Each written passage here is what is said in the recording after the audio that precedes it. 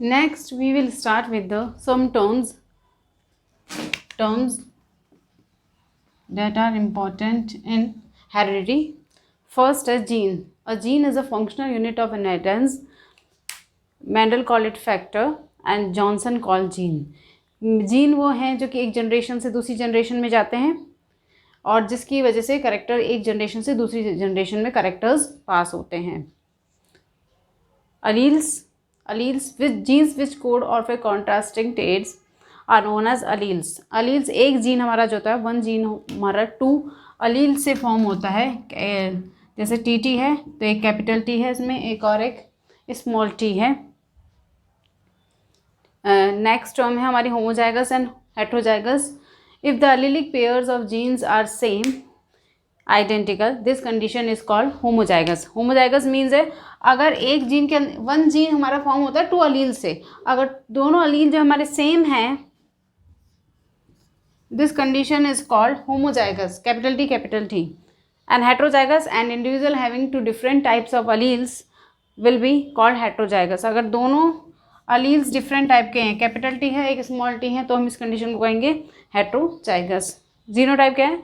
Genotype is a genetic representation of genetic constitution of an organism. हमने बताया कोई भी करेक्टर के लिए जीन्स रेस्पॉन्सिबल होते हैं. हमें बॉडी में जितने भी फीचर्स दिख रहे हैं वो सब किसके लिए हैं, किसकी वजह से हैं? जीन्स की. उसके लिए जीन्स हमारे रेस्पॉन्सिबल हैं, जिसे कहते हैं जीनोटाइप. मैंने बताया जैसे बॉडी कलर के लिए एक जीन है, स्किन कलर के लिए एक जीन है, ठीक है, और हेयर कलर के लिए एक जीन है, हमारी आइज़ के कलर के लिए जीन है. ये सारे हमारे जीन्स जो हैं वो हमारे बॉडी के कैरेक्टर्स को डिसाइड करते हैं. जैसे जीनोटाइप, जैसे हमारा कैपिटल टी और कैपिटल टी जो है वो रेस्पॉन्सिबल है हमारे हाइट के लिए, ठीक है. तो ये हो गया हमारा जीनोटाइप. हेट्रोजाइगस, अगर दो होमोजाइगस हमने वो देखा कि दोनों टाइप के अलील्स जो हैं सेम है तो होमोजाइगस कंडीशन. अगर दोनों टाइप के अलील्स डिफरेंट है तो ये हमारा हेट्रोजाइगस. हमने 4 टर्म्स देखी जो हमारे हेरिडिटी में इंपॉर्टेंट है. जीन. नेक्स्ट टर्म है हमारी dominant. The allele that express itself is called dominant. In other words we called powerful. जो अलील पावरफुल है, जो अपने आप को एक्सप्रेस कर रहा है, उसे हम कहेंगे dominant. In condition capital T and small t, capital T is dominant over small t.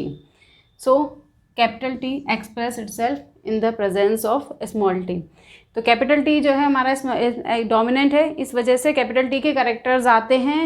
मतलब हाइट कैसी थी प्लांट की, अगर हेट्रोजाइगस कंडीशन है, कैपिटल टी और स्मॉल टी साथ साथ हैं, तो प्लांट में कौन सी कंडीशन देखने को मिलती है? टॉल कंडीशन, जो कि हमें F1 जनरेशन में देखने को मिलेगी आगे. तो कैपिटल टी जो है वो डोमिनेंट है, इस वजह से हमें F1 जनरेशन में सारे प्लांट्स कैसे मिलते हैं? टॉल मिलते हैं. Recessive, the allele which fails to express itself in the presence of dominant allele is called recessive. जो कि अपने आप को the allele which fails to express in the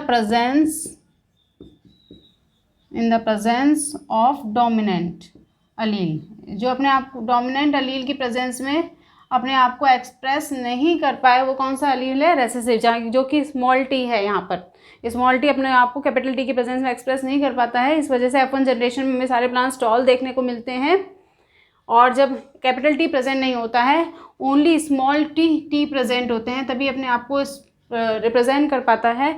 और इस वजह से प्लांट्स क्या मिलते हैं? हमें शॉर्ट मिलते हैं, जो कि F2 जनरेशन में हमें दिखाई देते हैं, ठीक है. Test cross, the cross between recessive plant with F1 generation. जब हम रेसेसिव पेरेंट का F1 जनरेशन के साथ क्रॉस कराते हैं, रेसेसिव पेरेंट का F1 जनरेशन के साथ जब हम क्रॉस करवाते हैं तो इसे हम कहते हैं टेस्ट क्रॉस, ठीक है. बैक क्रॉस क्या है? The cross between F1 generation. ये F1 जनरेशन में हमें जीनोटाइप देखने को मिला था. ये F1 जनरेशन का जब हम क्रॉस किसी पेरेंट के साथ करवाते हैं, कैपिटल टी या स्मॉल टी के साथ कराते हैं, तो हम उसे कहते हैं back cross. Monohybrid cross, the study of a single trait at a time. अगर एक करेक्टर की या एक जीन की स्टडी अगर हम एक टाइम पे करते हैं तो उसे कहते हैं मोनोहाइब्रिड क्रॉस. नेक्स्ट हमारा डायहाइब्रिड क्रॉस. 2 करेक्टर की स्टडी अगर हम एक टाइम पर करते हैं तो हमारा है डायहाइब्रिड क्रॉस. ये टर्म्स थी. अब हम देखेंगे monohybrid cross, dihybrid cross.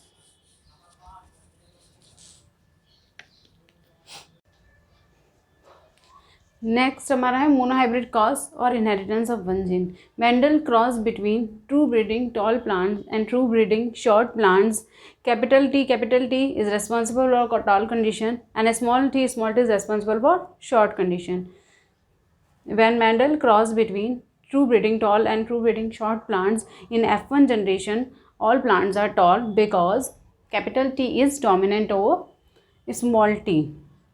And when self-pollination occur between tall plants in F2 generation, plants are in the ratio of 3:1. Means 3 plants are tall and 1 plants are short. Capital T is dominant over small t, and phenotypic ratio 3:1 and genotypic ratio 1:2:1. On the basis of monohybrid cross, Mendel gave 2 laws: law of dominance and law of segregation. This is the inheritance of one gene and also called monohybrid cross. एक gene की study एक time पे की तो हमें ये हमें ratio मिला. Phenotypic ratio 3:1 and genotypic ratio 1:2:1. और इसके बेसिस पे मेंडल ने ये लॉज दिए, लॉ ऑफ डोमिनेंस और लॉ ऑफ सेग्रीगेशन. ठीक है.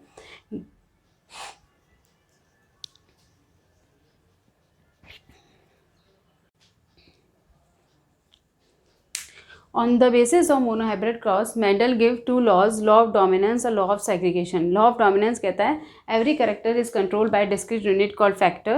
Factor occur in a pair, and in dissimilar pair of factor, only one is able to express itself is a fact called dominant factor.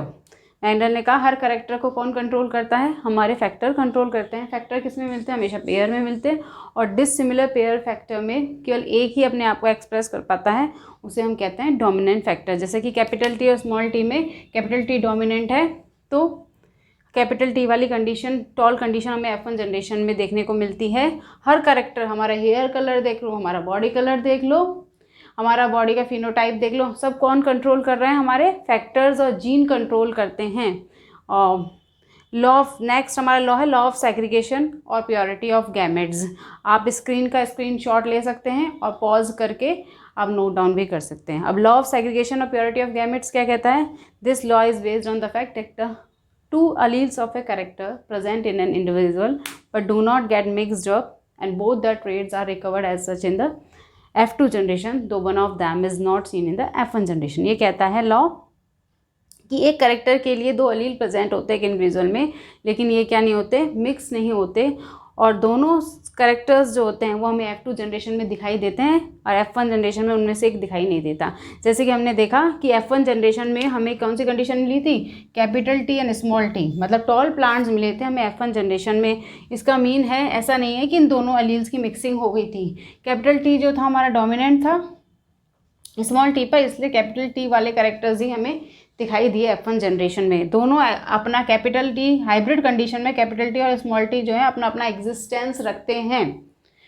इन दोनों की mixing नहीं होती है. ये अपना अपना जब गैमेट फॉर्मेशन जब होता है तो ये दोनों अलील एक दूसरे से क्या हो जाते हैं? Capital T small T separate हो जाते हैं. कैपिटल टी एक गैमेट में चला जाता है, स्मॉल टी एक गैमेट में चला जाता है.